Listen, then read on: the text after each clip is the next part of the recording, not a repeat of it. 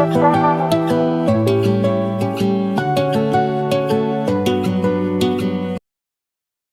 evening, everyone, and thank you for joining us for another episode at Carta de Viner. We hope you had a wonderful summer. And on this last Friday of August, we are visiting new shores for us, going to Texas, where it's midday, not evening as it is in the UK.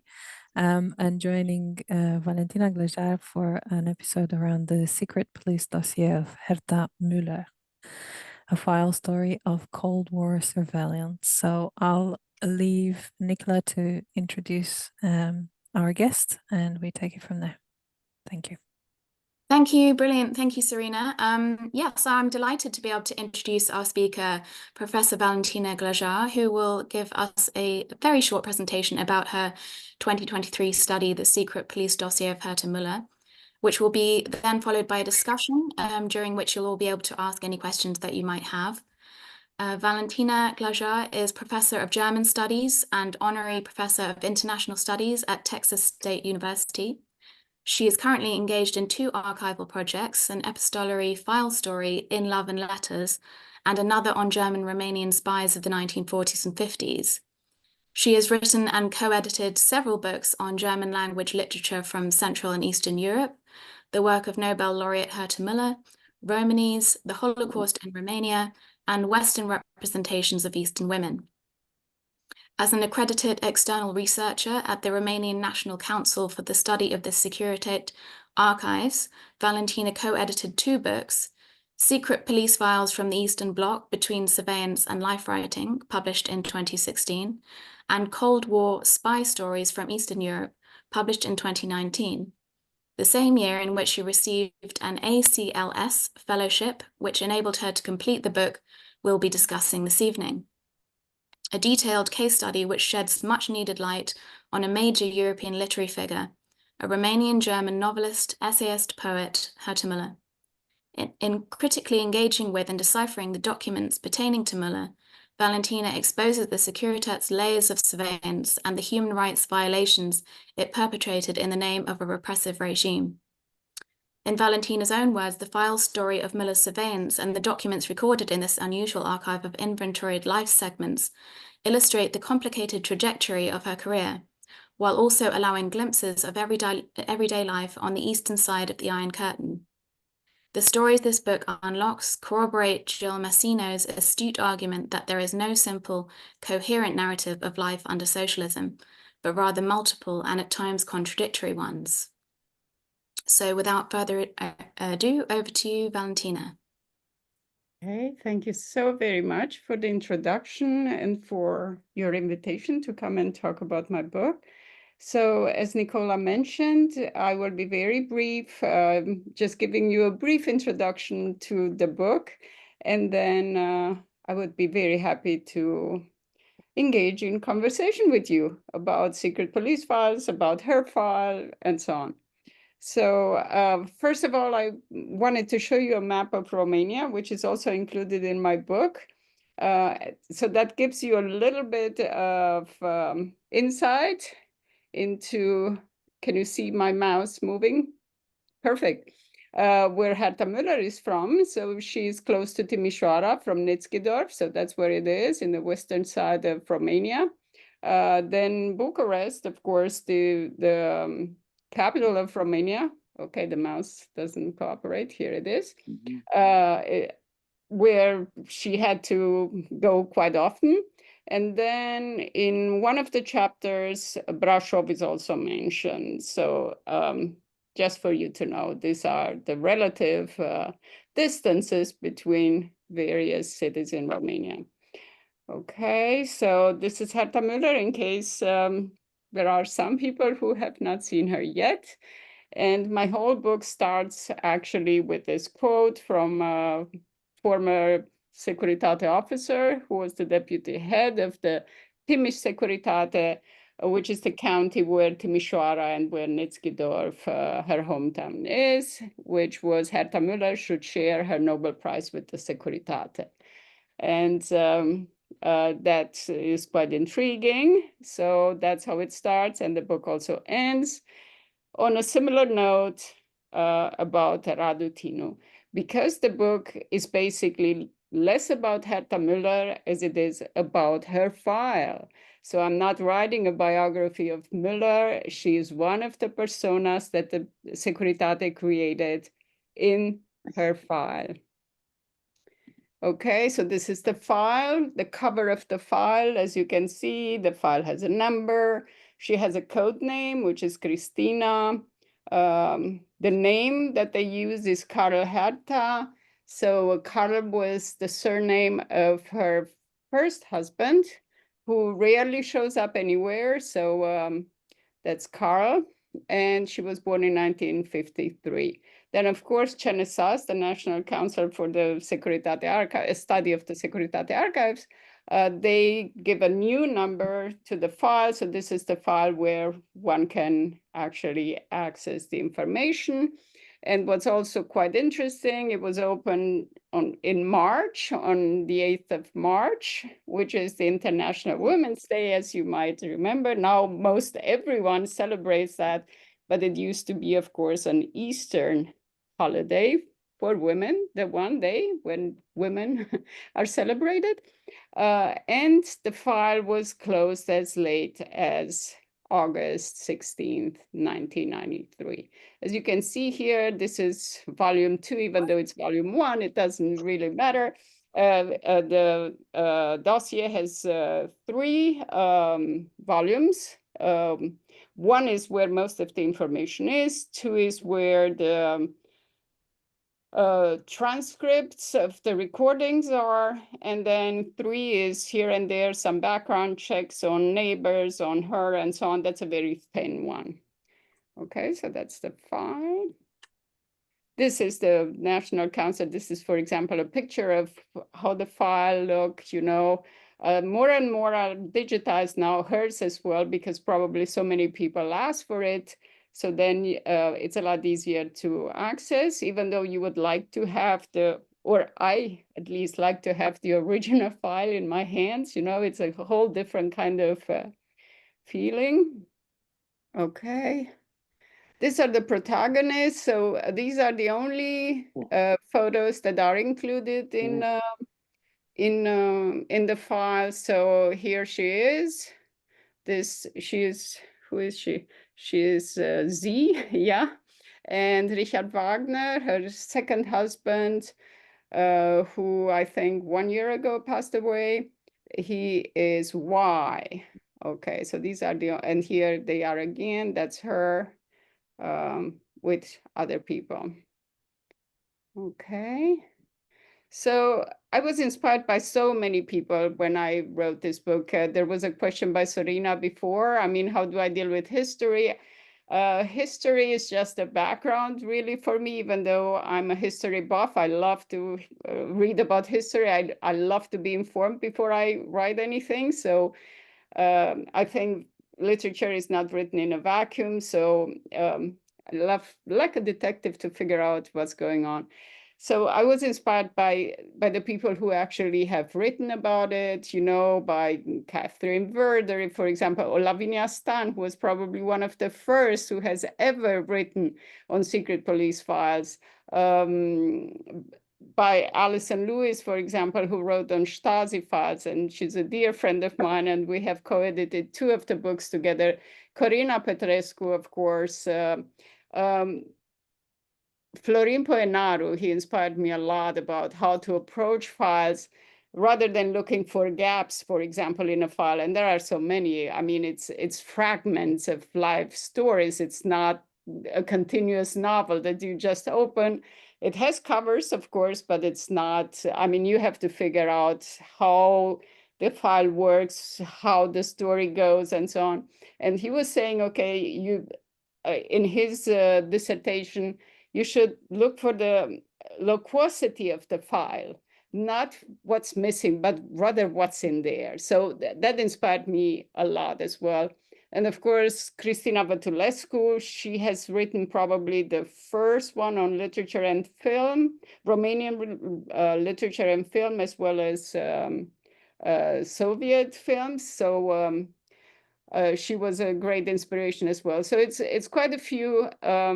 So I came up with this idea of a file story. So what is a file story? It's really like a life story or fragments of a life story in a file, but you cannot take them as true or false. They are, in the end, a file story. And as I said in the beginning, you cannot just say this is a biography of the person. I imagine that whenever the biography of Herta Muller will be written, they will probably have one source, the file itself, because there are so many things written in the file. So that's the file stories. And then the stories of surveillance. So this is the structure of my book. So number one, I'm talking about her first book, Niederungen, which was consequential for her, for her career, her itinerary. It was published in Romania first, and then in 1982, and then in 1984, it was published in Germany. And this, in a way, attracted the attention of the Securitate, but also made her quite popular in Germany as well, especially also the fact that she was writing in German from behind the Iron Curtain, you know, so that was quite important to them. So I tried in every chapter to bring more than just the file. So here there is also about literature, of course. Okay, the next one, there would be the contact story. So this is the various contacts that she had with, she or Richard Wagner, her husband, had with this officer, Nicolae Păduraru. So there were about 20 of them that are mentioned in the file. I don't know if there were more, but about 20 of them. And then I also look at the next layer, which is the informers. So I picked 3 of them, Meyer, Sorin, and Eva. They all have different stories, different motivations, probably. So Meyer is of an older generation. He fought in the Waffen-SS during World War II. And I found out from the file that he was actually a guard at Auschwitz. So that was quite interesting. I think his story is amazing. Sorin was another case because he was a source, an approved source, so to say, which means that he was a member of the Communist Party. And if you were a member of the Communist Party, the Securitate couldn't open an informer file on you. So he would inform, but that was not so easily traceable. I did, and that was quite satisfying to put together Sorin's story. And then Eva is, I think, quite a sad story. She was at the very vulnerable place in her life, time in her life, and they took advantage of it, the Securitate, and she collaborated, and then finally somehow she got out of it, but only because her eyesight was failing, and they had to abandon her. So each story brings various aspects of collaboration. And then the most invasive layer of surveillance, of course, is the bugging. They didn't have a phone. Wagner and Müller didn't want to have a phone because they knew stories of phones being installed, and then, of course, the wiretapping that would follow. But of course, the Securitate managed to install 2 microphones through the ceiling of the person living in the apartment underneath their apartment. So the microphones came out, you know, through the floor of their apartment. So that's a whole story until they installed the 2 microphones because, of course, they had many plans and they took quite a few months, but I think they were not as efficient as they want us to believe nowadays. So anyway, it took a while, but then the recordings are quite revealing as well, not revealing in the sense that they revealed any sensitive information. Quite the opposite. They were not interested in that. They were just interested in incriminating parts in their intent to do something. So that was quite interesting as well. And then the last part is the migrating story. So it's mostly the surveillance right before they left. And then once they were in Germany, where the Securitate had less access to Müller and Wagner, fewer informers informed on them, and mostly it was about publications that came out in Germany, in West Germany at that point, or about interviews that they had given there, but very little solid information, so to say.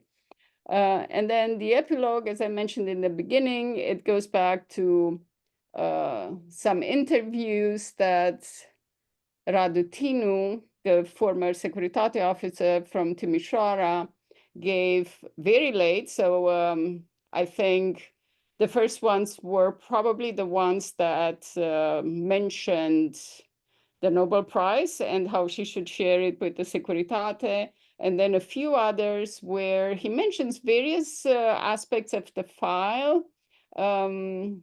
But I think those were not completely accurate, as I mentioned in the epilogue. He still remembered some stuff, but not quite.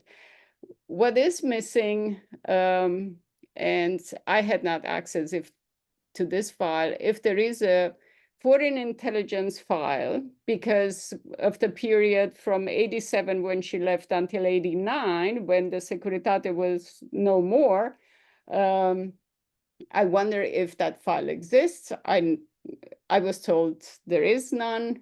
I don't know, maybe they have not transferred. The new Foreign Intelligence Service has not transferred it yet to Cenizas, or maybe it really doesn't exist. But yeah, that's the story of my book in a nutshell.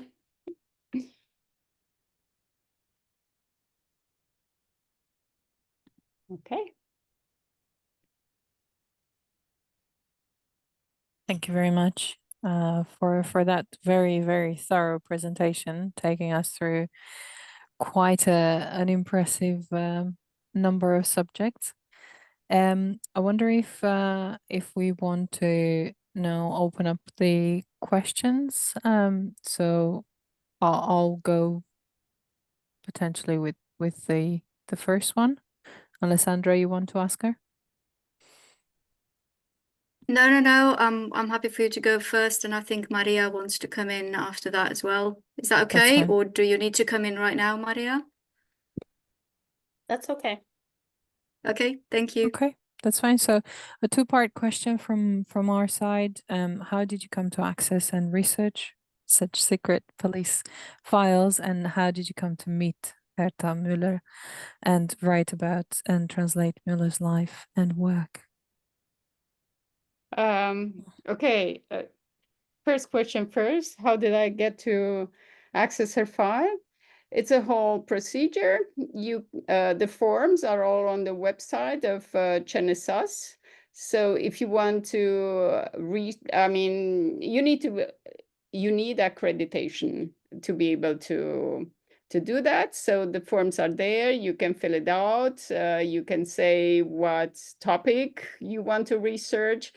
I don't remember if they also want some kind of CV, because it's been a while. I have been an accredited external researcher since 2011. So that's quite some time, but yeah, that's how you do it. It takes quite a while. I mean, it took for me several months to actually get the accreditation, and I think I got it in November. And because I'm based in Texas, of course, then you have to wait until the summer to be able to go.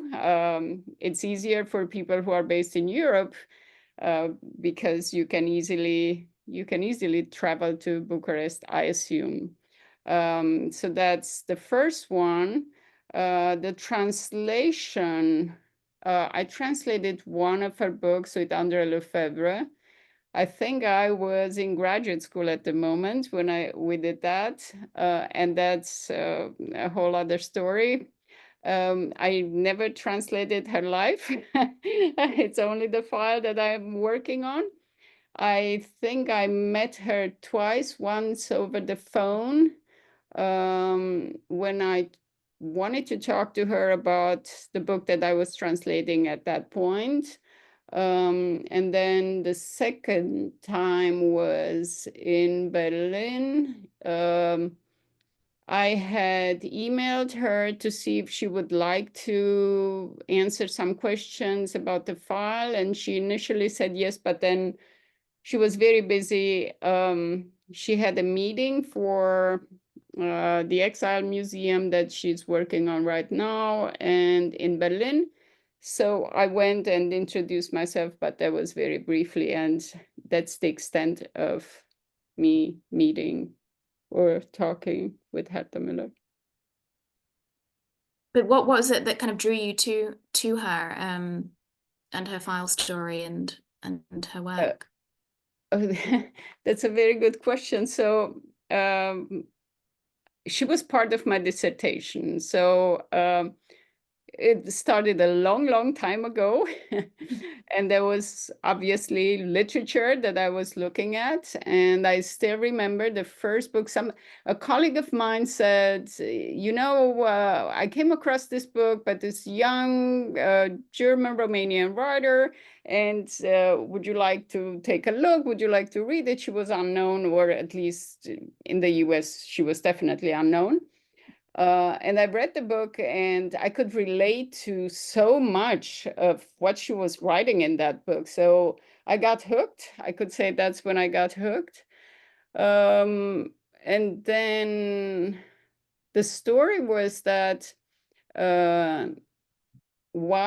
after she got the Nobel Prize, so Bettina Brandt and I put together a volume on Herta Muller.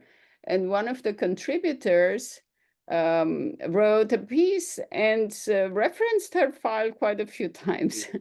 And I was like, wow, you had access to the file. And she said, yeah, you can do that just like I told you before. Yeah, the forms are there. You can just fill them out and send them in and you will have access to. But it was the first time that I even knew that the files were available, that I could actually access the file. So that's how it happened. Thank you. And also to maybe a little bit more information. So when I approached her file, so I was quite excited, as you can imagine. I mean, wow, yeah, finally I can read Herta Müller's file.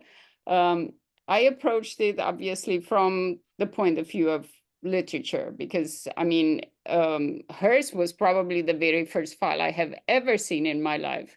So like probably most people who work on Müller wanted to, and if they knew the literature, so if they came like me approaching it from the literary side, they probably wanted some confirmation of what they had read, because she mentions many times the Securitate and how she was followed, how she was surveilled and so on, and how she was summoned and all this, plus the many interviews that she has given.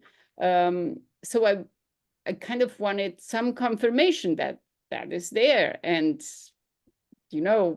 finally, I know where it comes from. And some of it I could find. but some of it not. So I was, in many instances, I was very surprised. So I think that's when I thought maybe I should write this book.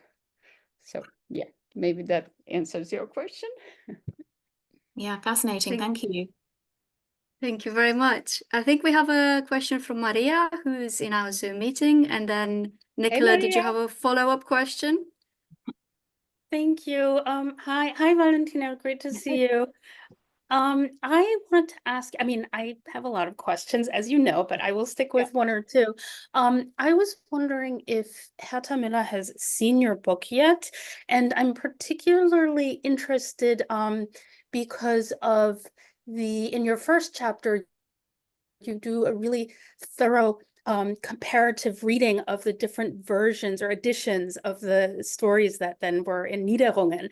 And one of the things that you write about there, which I think is fascinating, is that some of these accusations of censorship kind of don't really hold up. And I'm just so curious to know how she might react to that, or what your thoughts are on that. Thank you, Maria. So I don't know if she has read my book. I have no idea. I don't know if she reads English or somebody. I do not know anything about that. I only know that the book will be translated and will be published in Romanian next year. So she might have access to that then. I have no idea how they will deal with the various versions because, so they would probably, just like I did, translating it into English, they would have to look up some translations in Romanian and see how that holds up. I have no idea. So the censorship, that was quite interesting. That was one of the surprises as well.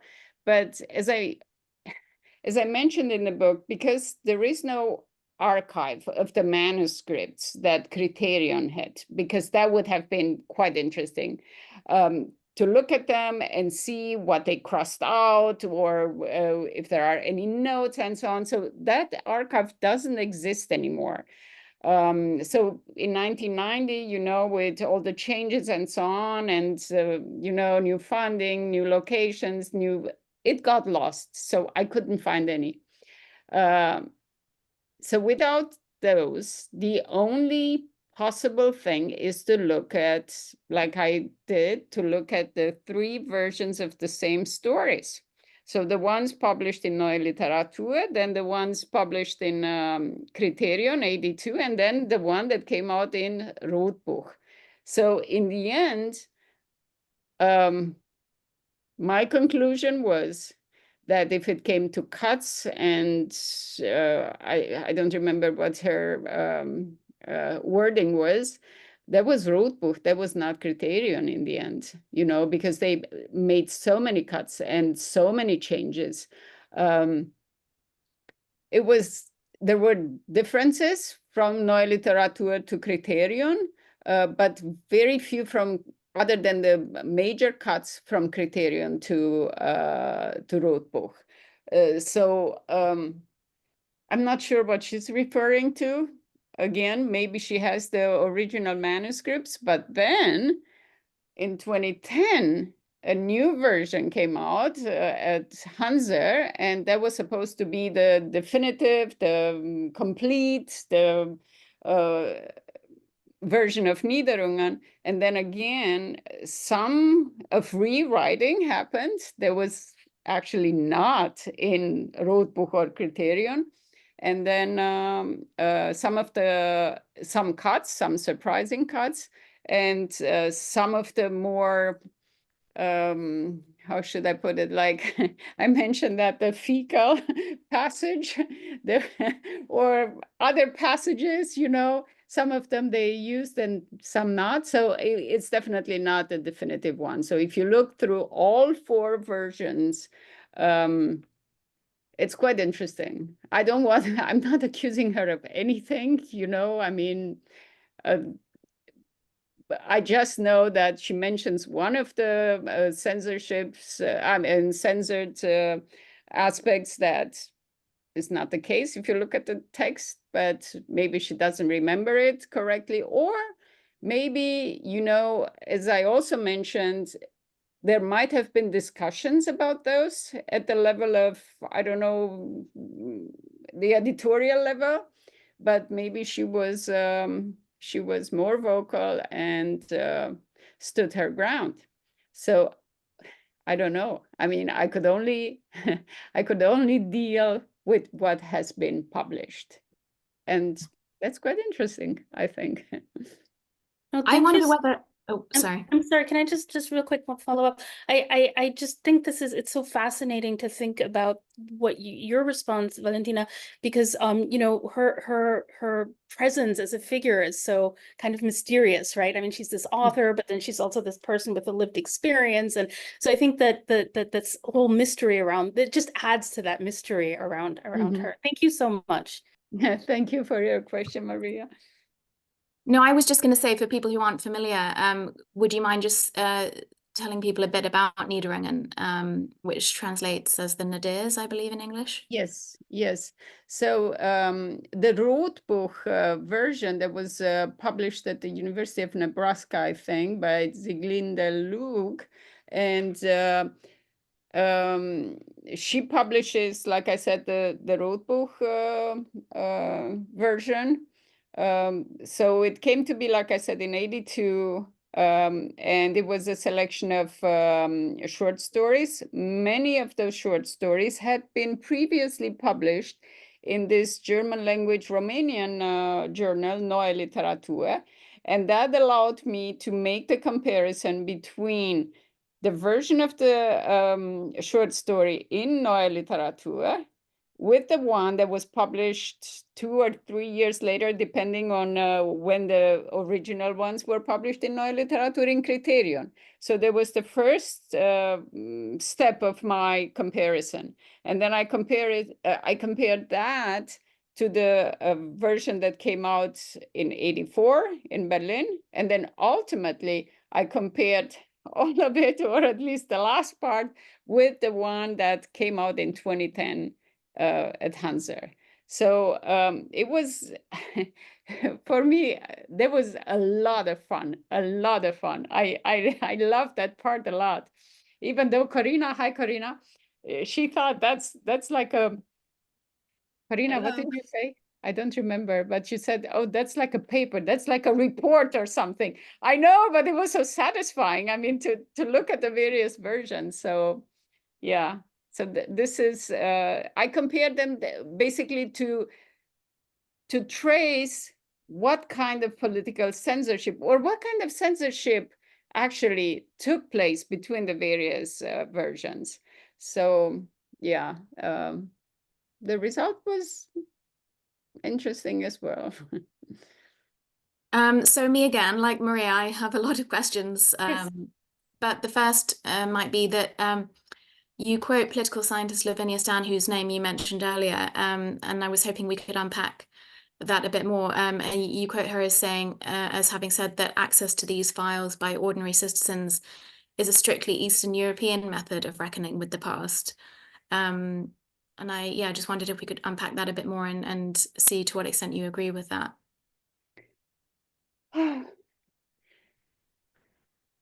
I definitely agree with that. And there was also mentioned earlier, I think that's, I don't remember, was it 2006 when she published that? I'm not sure. So she, like I said, she was one of the first having access to the files. So I'm not sure, but she might have had access to the files before we mere mortals could see them. So I think that is true. And I think especially in the realm of politics, they weaponized those files many times. You know, nobody would know about whatever politicians passed, and then all of a sudden the file would come up. So that was quite interesting, and she mentions that as well.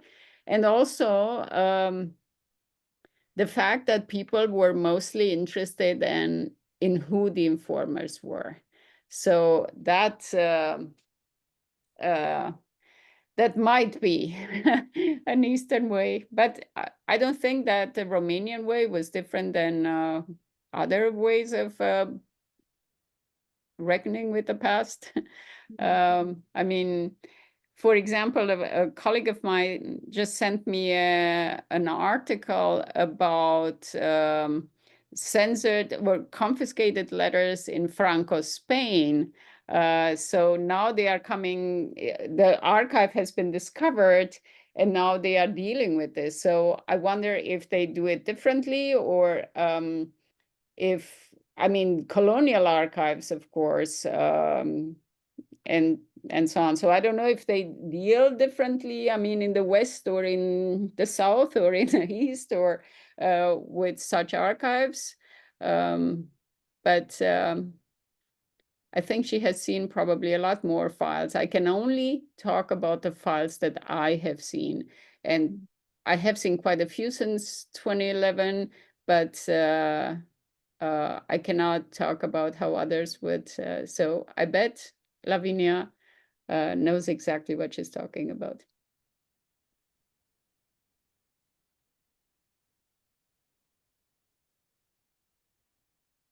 Thank you very much. And staying on the topic of the access to the files, this really takes me back because I was actually a student when the law was passed to create Cenesiasa. So I remember the news coverage of that entire process, and you know, the excitement that came with the first hearings, with people having access to their own files for the first time.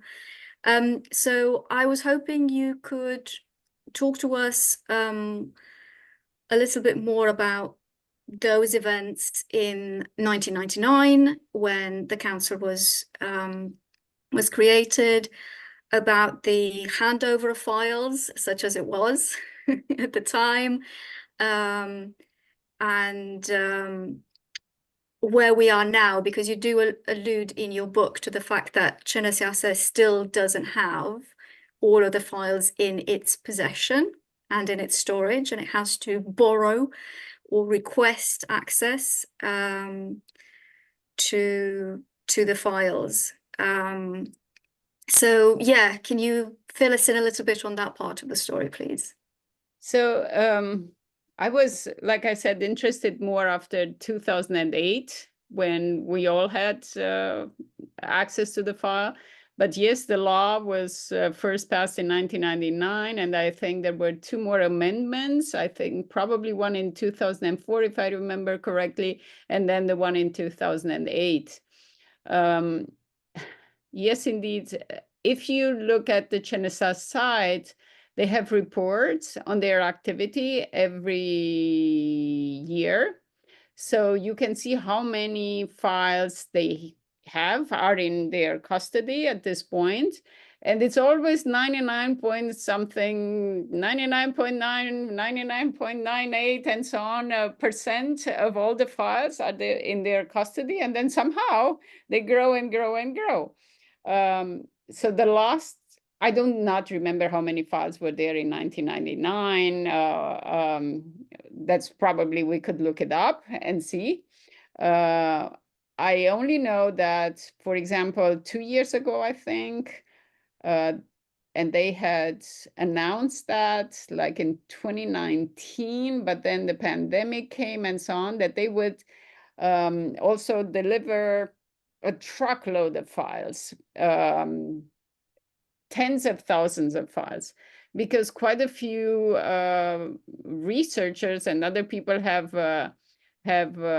complained that there are not enough cadre files for us to actually look at. And many of the foreign intelligence files are not there either. Now I have seen quite a few, but they are all from the 40s and the 50s. So I don't know if they have delivered the ones from the 80s and 90s. Like I said, for example, Herta Muller might have a foreign intelligence file, but it's not a CNSA, so then they cannot find it. So I don't know if there are many more files at the new intelligence service, the Romanian intelligence service, but I suspect there are quite a few more. It's just that, yeah, we don't have access to them. Because, I mean, in the end, think about it. We have this amazing opportunity, the researchers that at CNSAS, to actually have access to this amazing files, you know, about a period in our life, in the recent history. So that kind of uncovers what was going on during that time. So I think it's an amazing opportunity for us in our lifetimes, or in my lifetime for sure. I don't know what other, maybe the CIA will also give us access to all the files, and then I will be very happy, but that's not going to happen. Or the BND in Germany. I would love to hear what they have to, or what they had to say about Herta Muller when she came over. But no, so I'm really happy that I have access to these files, even though I hear they are fabricated, they are this, they are that. But then again, look at the loquacity of files and see what's in there, even though they might have been doctored, they might, I don't know if they could have, because there must be some trace of that. I should have seen some trace of that, which I have not. But that doesn't mean they were not. So, yeah. And Corina has a question. Hey, Corina. Hello. So my question goes back to what you said earlier about the upcoming Romanian translation of your book. So I was wondering, what are your expectations in terms of the translation? How do you think the book is going to, because in the US and, you know, the discussion about your book, to my knowledge, has been primarily in academic circles, like conferences, you know, webinars like this one. So how do you think the book is going to be perceived in Romania, where, you know, there's a different way of reading anything that has to do with files, like you yourself mentioned earlier, you know, people are interested in who were their informers and, you know, who did what, pretty much. Corina. Yes. So I'm excited. I'm very excited that the book will be out. I wonder what the reaction will be. They might read a lot more into the book than, like I said, than in academic circles, because many people still have that memory of those times, and they might not be very happy with many of the activities mentioned in the file, especially the contact stories. I imagine that might be the most volatile part of it all. In the same sense, I had a very good question from a historian who has never read, for example, Herta Muller. And she asked me, how would I read that file if I don't know anything about her literature? And I thought that was a brilliant question, because if you don't have that context of everything she has written, everything she has said, and so on, and you would just read that file, I think in many respects it might be quite damning, you know, because people would read it even more so than myself for what's in the file, rather for what the context is. And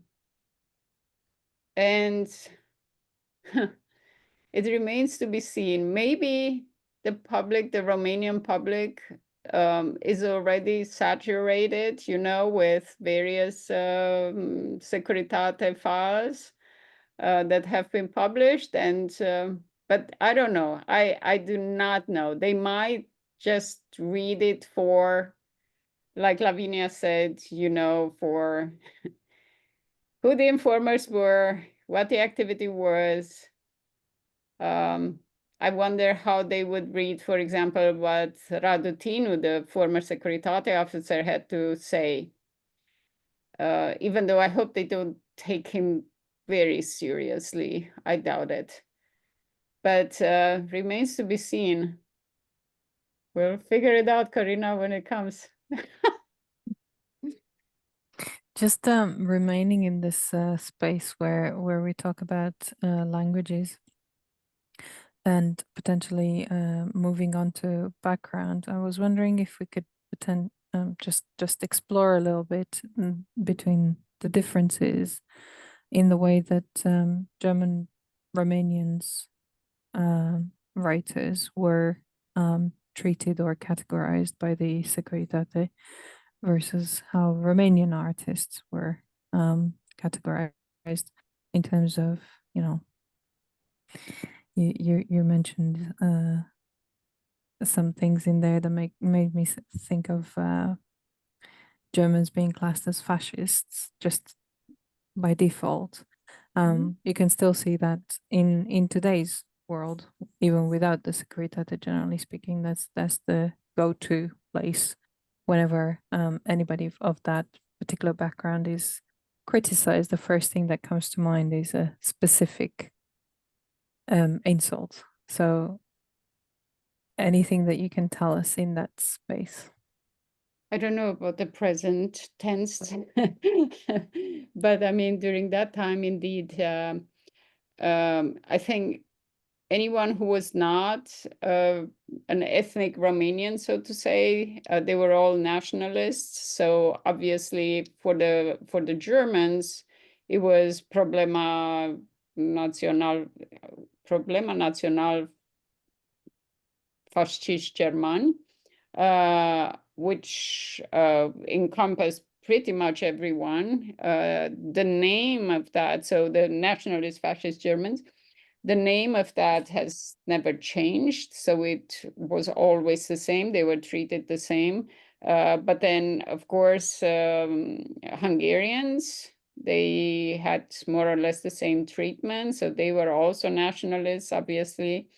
I think that why they had not changed that, I have no idea. Maybe it was just a clerical thing, or maybe they really thought about that. And in terms of the writers, the other writers, I'm not sure I got the question right. So, So were you saying that they were different from Romanians or different from Herta Muller?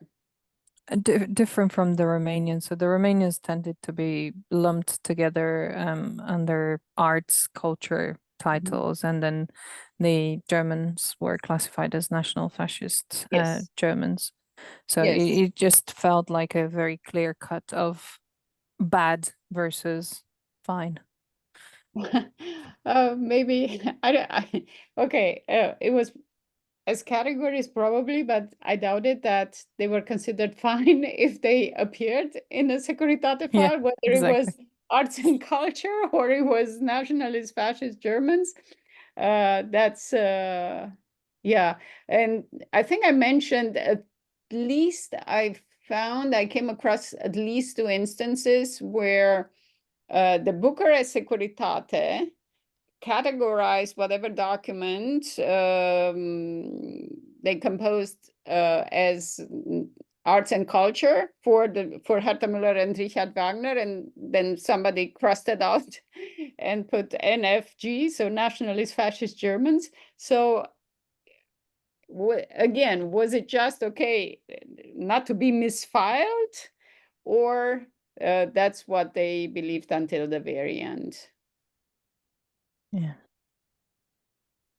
I wondered if we might discuss Müller's treatment, the comparison between Müller's treatment by the Securitate before and after her emigration.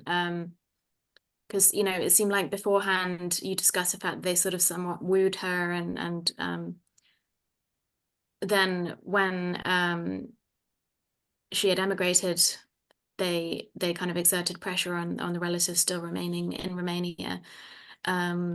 And a friend was sent to spy on her, and she received death threats at various points. So yeah, I wonder if we might explore that. So I think I mentioned that in conclusion. So there were different stages of her surveillance, and in the very beginning, they got interested in her very slowly, because all the other writer friends of hers that belonged to the Aktionsgruppe Banat, they had been already followed and surveilled, and they had their files already. She was younger than them, and she joined them later, not as a member of Aktionsgruppe Banat, but just as a friend, as a writer as well. So slowly they realized that she needs to be taken seriously as well. So that was more or less the first stage. Then the second one that I mentioned was the wooing, when they wanted to influence her positively. So they tried to be very nice to her, and they contacted her, they established contact. But then, of course, each side, at least according to the file, had their own agendas. Obviously, the officer wanted to get as much information as possible. And Müller and Wagner wanted to be able to travel to the West. So there was more or less the second one. And then everything changed when they found out, when the Securitate found out that they really intended to either defect, or if that's not possible, then to emigrate. And there was again quite fascinating, I mean, and so interesting to me to see how the Securitate did not react to that. So they just waited for them to come to them, to bring the memo that they had written, even though they were informed about what they were doing. So that changed everything. And then I think the order was not to contact them in any way anymore, so as not to be considered a harassment of any way. So that happened, and then they left pretty much in record time, I would say, especially for the late 80s. And after they left, like you mentioned, I wish I had the foreign intelligence file to know exactly what happened there. But they became a lot more vocal once they were there. You know, in many ways, they became like the ones who, almost like the ones who took down Ceausescu, because people in West Germany apparently were not very informed, like actually probably in many other Western countries, about what Ceausescu was really doing. Of course, Radio Free Europe was there to bring in information and so on, but it was quite different when Müller and Wagner and Totok and Frauendorf and so on organized Action Day Romania in '87, I think. And there was the big thing for the Securitate to find out more information, to try to monitor that in any way.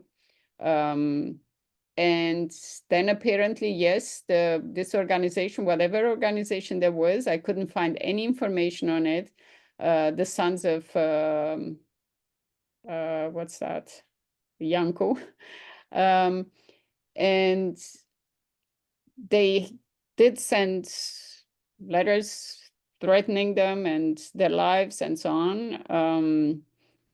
And as I also mentioned in the book, quite interestingly, I think 1 or 2 years ago, Totok received a new letter from apparently the same organization, because he had expressed some, I don't know, statements about the Pitești experiment, which is a whole different story that I'm not completely informed about it, so I would not be able to give a very clear answer. But anyway, the surprising thing was that this organization apparently is still around since he received a second letter, I don't know, 30 years later or so. So yeah. So that was, but like I mentioned in the second part, in the last part, after they emigrated, they had very little access to them. Mhm. Thank you. Thank you very much. Can we, I mean, you've touched upon, because you've given that lovely presentation at the beginning and you've given us really detailed answers to all of the questions so far. So thank you very much for that. But can we slightly go back to the aspects of the power relations between Müller as somebody who was being followed, was, you know, being actively surveilled, whose publishing was both hindered and supported, whose travel was very heavily conditioned. There's a lot there about power relationships between Müller in her very different situations and statuses, and the Securitate, who actually opened up the file on her. So that was, you know, their initiative. She came on their radar. They were the ones initiating the meetings, but then you discuss in your book that Herta changes, sort of, there are a few instances where Herta flips the power dynamic on them. And she becomes more assertive. She asks for things. There are a couple of conversations where she's the one setting the conditions. So yeah, if you could, and this is something that can also, as you said, if you only read the file, you get a very different image of Herta and what her role was. And you know, she may not look as that as much of a victim, whereas if you look at it holistically, you see her, you know, she looks like a privileged person who was being actively published during communism, unlike other people who was able to actively travel abroad, unlike other people. So yeah, if you could tell us a little bit more about the power dynamics that undermined those relationships, and how Herta sort of became an agent in her own story. That's a very good question. I mean, it is, somebody described it once, like especially the relationship between her and Pedoraro is like a dance, okay, or like a chess game. But even though she might have tried to flip the script, like you said, the script was written by Pedoraro, and even though she might have been a lot smarter than him, I don't know. He was very good at his job. And the problem was obviously that he had all the information and she had very little. And he had access to her, especially once the microphones were in there. He could get information from the informers, even though there was a lot less. It was her words saying that they were privileged in a way. Of course, she meant it sarcastically, but if we look back at lives of ordinary citizens, in a way, what I mentioned was, and my wording was, privileged targets, because they were targets in the end. They were surveilled. There were files opened on them. They did invade their private life. They did censor their correspondence, and so on. So, I mean, it's a very tricky and quite different power dynamic, because usually, you know, it's either black or white, you know, either you were the perpetrator or you were the victim. I don't like the word victim, not that they were not victimized in any way, but I would prefer target, because like in her case, it shows a whole new range of dynamic aspects between the Securitate and her. And you know, it's I was struck that you would call her Herta all the time. You know, honestly, we should call her Christina by her code name, because the file is about really Christina, even though, like I said, very rarely do they use Christina. It's usually, like you said, either Herta, which was also very interesting that the Securitate would talk about her as Herta, or Herta Muller. So yeah, it's quite interesting, and it brings in a whole new dimension of this very clear-cut view of the protagonists of files as just perpetrators or victims. So here come a few in-betweens, and I don't know how we will categorize them, but yeah. Thank you. And staying on the topic of the power dynamics, the Securitate then become the object or the subject of a book. You know, we're talking about Niederungen, the Nadirs. And they are put in a situation which they've never been in before. You know, they become the subjects of scrutiny by foreign readers, the way the German identity itself, well, the German identity of the German ethnics living in Romania, which is similar but distinct from other forms of German cultural identity. So what can you tell us about that flip in the power dynamic, that flip in roles? Just remind me the Securitate. So how the Securitate became a subject object of a book, but also of exploration, of critique, of course, Herta Muller is not the only one writing about that. So I'm not sure that she's the first one either. She wrote extensively on life under dictatorship, and then, of course, in one of the books, it's clearly just about the Securitate and about, like you say, this relationship or this power dynamic between the protagonist, which I think her name is Adina, and then the Securitate officer.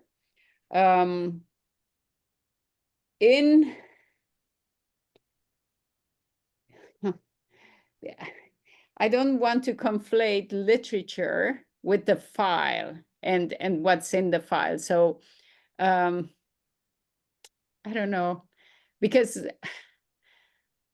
literature is a fiction, even though it might be autofictional, as she calls it, you know, so based on your own biography.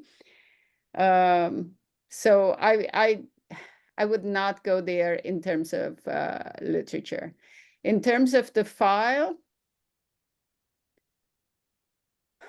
I don't think she was able to scrutinize them so well, because she was not aware of the extent of the surveillance. I do remember, I think it was in the early 90s when she was saying that, and even later then, that she was not aware that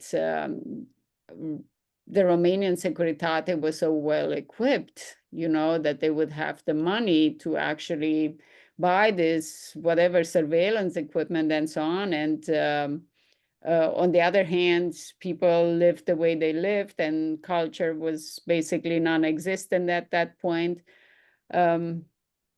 But more than that, I don't know if I want to delve into that. I wondered if we might go back to the question of censorship, because obviously there was the official elimination of direct government censorship in 1977, supposedly. Yes. And then also in relation, but that didn't obviously happen in practice. And then there's the opinion that German language writers had more freedom to express their opinions than their remaining counterparts, because German language books were less likely to have an impact on the remaining population because of the language. And you say in the book that aside from kind of sexually provocative parts or allusions to Ceausescu and his wife, there were certain kind of words that fell that were deemed kind of dangerous. And there's an amazing example of a phrase as simple as the old heater, because this could invoke this could suggest a lack of heating during the winters. And yeah, there were various other things that weren't to be mentioned, overtly, like, deportation or any criticism directed to the Soviet Union, or any mentions of emigration to West Germany. And so, which was the suitcase. So the suitcase could not be mentioned, even though it is mentioned. But yeah, I mean, that was one of the words as well. Yeah. Sorry, I interrupted you. No, I mean, that was really it. I just enjoyed those examples. They were fascinating, as to words and phrases that couldn't be used because they would kind of relate or allude to things that weren't to be revealed. Exactly. And then about the state of living in Romania at that time. Yeah. Yeah. So you're right. So in 77, yeah, they kind of eliminated official censorship. But like I mentioned in the book, the fact that they eliminated that censorship didn't mean it went away, but rather that the editors had new tasks.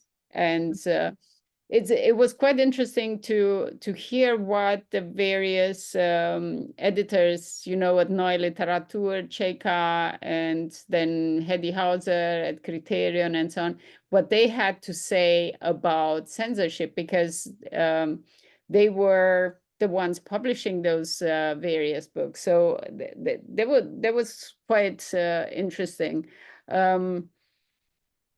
The fact that they were writing in German, and I can imagine that. I mean, first of all, like, for example, in Timișoara, where there was a sizable German minority, the fact that the Securitate officers didn't speak German and needed translators, that says something about the fact that maybe German literature had in a way this whole gestal license thing, that they could actually write more than what the Romanians would do, because maybe the spotlight was not on them like it was on the Romanian books that everyone could read.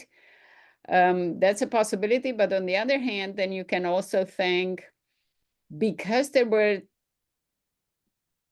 so few German language writers in Romania, the spotlight might have been on them, but apparently, according to Hauser and to Čeka and so on, there was not the case. And then it was quite interesting also with Čeka that the index of words or phrases or whatever that had to be eliminated was at the German newspaper, the New Way, Neuer Weg, was a lot more pronounced than at Criterion. And of course, in a way, that's not surprising, because the newspaper that comes out every single day, maybe more eyes would be on that newspaper than on the books that were published in fewer and fewer and fewer numbers. And the fact that, and I do remember I was in school at that point, in the German school, and we were supposed to buy those books, so to support the authors. We were supposed to go to the German theater to support the actors and so on. And then it was a struggle at that point because more and more emigrated, you know, fewer German Romanians left behind. And in a way, they wanted to keep that culture alive. And then with the censorship, it might, I can only see what I have seen in, like I said, in the first chapter. I need to rely on what Sheikha and Hauser and so on said about their experience. So if they were wrong, so am I, and that's what it is. And then, of course, let's not forget, because they knew about, okay, let's not use this, let's not use that. The first stage was self-censorship. So that we cannot assess. There is no way. So they might know what they were thinking when they were writing those.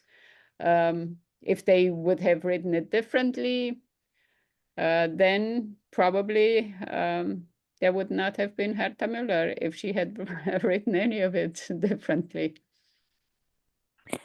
There are so many questions that are still lining up to be answered, but I'm also conscious of time, so I'm kind of drawing your attention to that, and would like to allow anybody else that would like to ask anything from the participants. Otherwise, what I would suggest is that we potentially follow up by email, allowing you to maybe review the remaining of the questions, to keep this to a manageable size. We can stay as long as you like. I mean, we've been known to stay for 3 hours and a half, but I'm also conscious of your time and space. So unless there's anybody else who wishes to ask any questions, then my last ones would be what we would normally ask everybody that we've invited. But before that, in your view, how has globalization affected the way Eastern European narratives are integrated into global literary and cultural discourses? This is something that's kind of a keen question, given the subject that we have this evening, and also the object of Carta de Viner as a whole. And then if you could follow up with a book recommendation for our audience, and maybe pencil in what's next for Valentina Glajar. Can you ask the first question again? Because it was like 3 in a row, and yeah. Keeping you on your toes. So how has globalization affected the way Eastern European narratives are integrated into global literary and cultural discourses? I have no 10 idea, points, please. honestly. No idea how that has happened. And I think it's not just globalization, but probably social media plays quite a role. Not necessarily the best of roles, of course. I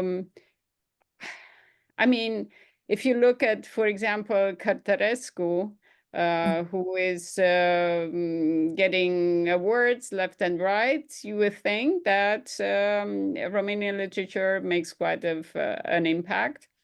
I don't know outside of Romania, so this is, and let's remember, I live in Texas, so yeah, that's quite different. So I don't know if globalization and Eastern European narratives get all the way, but they do. But what I could say, and I am so impressed and I love it, every time I go to Romania, I am in awe of all the cultural events that are happening. So, you know, the theater productions, they are fantastic actors. I am really, really amazed by that. And then I am from close to Sibiu, which is in the southern part of Transylvania, which is also one of the German Romanian cities at its origin. They have 2 festivals. So the one that the TIFF, the film festival that's happening in Cluj, then comes to Sibiu as well.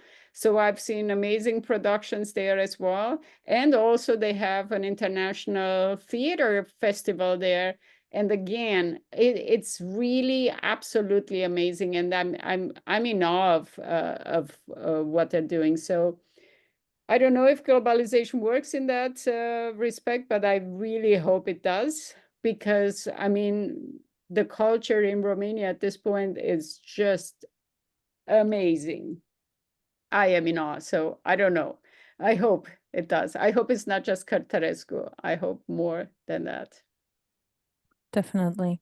And if we go back to the three questions, then we were looking forward to hearing what would you recommend as a book, one or multiple. It's absolutely your choice for the Carta de Viner project.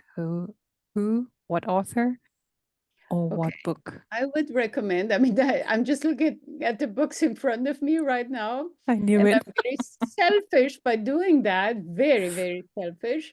But I would, for example, recommend Lucian Vasile, who wrote Războiul Spionilor. It's a fascinating book, absolutely fascinating.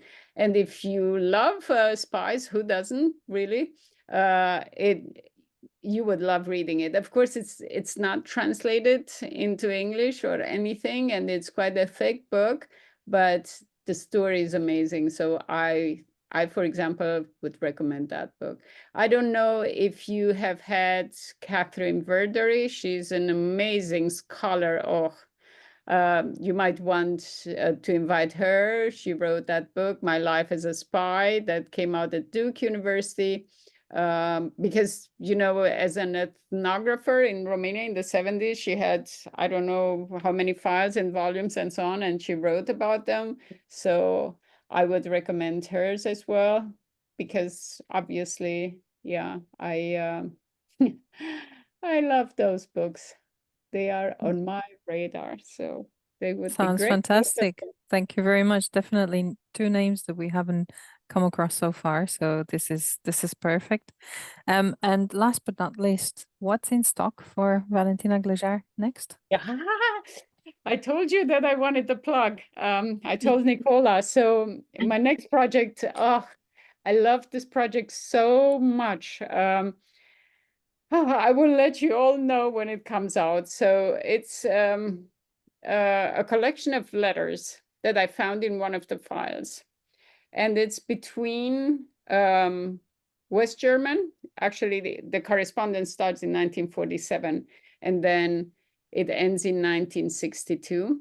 And it was in a file that I could see, and it's absolutely amazing. The story is, I mean, I have seen that file during the same summer that I looked at Herta Müller's file.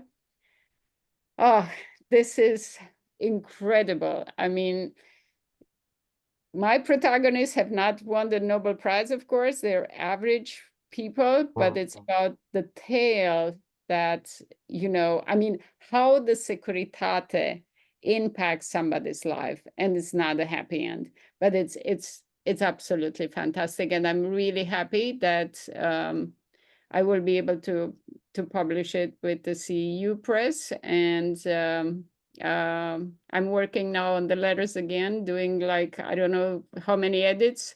And hopefully it will come out by the summer. And I will let you know, because that is such a story. It's absolutely unbelievable, and it's in a file, so you can imagine, you find it there in the Securitate archives. And I got to see her and to meet her and so on.